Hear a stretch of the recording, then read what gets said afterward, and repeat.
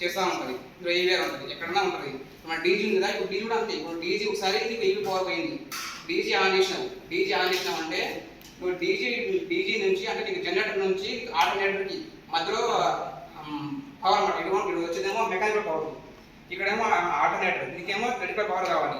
రెండు power transfer అయ్యి ఇక్కడ నుంచి ఆల్టర్నేటివ్ పవర్ వచ్చి అది మళ్ళీ నీకు వోల్టేజ్ కావాలంటే అక్కడ ఏవీఆర్, అక్కడ ఏవీఆర్ అది వోల్టేజ్ని ఆటోమేటిక్ రెగ్యులేటింగ్ చేసి నీకు ఎంత కావాలో అంత వడ్డని ఇస్తుంది. ఇది కూడా సేమ్ అంతే, ఇది అంతా అది అంతే. ఏవిఆర్ అన్నమాట కంపల్సరీ ముఖ్యమైనది. ఎవరైనా ఇక్కడ అడుగుతారు ఎక్కడన్నా ఏవిఆర్ అంటే ఏంటి, ఈవీఆర్ ఉందా అని అడుగుతారు. అది ప్రైమరీ వైండింగ్ అంటే మామూలుగా ప్రైమరీ సైడ్, ఇప్పుడు ఓఎల్టీసీ అంటే ఓఎల్టీసీలో ప్రైమరీ సైడ్ మాత్రమే ఉంటుంది 11 kV primary winding. Secondary side మాత్రం ఓన్లీ మన ఎల్బీ వోల్టేజ్ 415 to 420 వోల్టేజ్. ఇదన్నమాట ఇది ఓఎల్టీసీ గురించి. నెక్స్ట్ ఇది ఉంది ఎక్స్పెన్షన్ వాల్. ఇది నెంబర్ 10 ఎక్స్పెన్షన్ వాల్.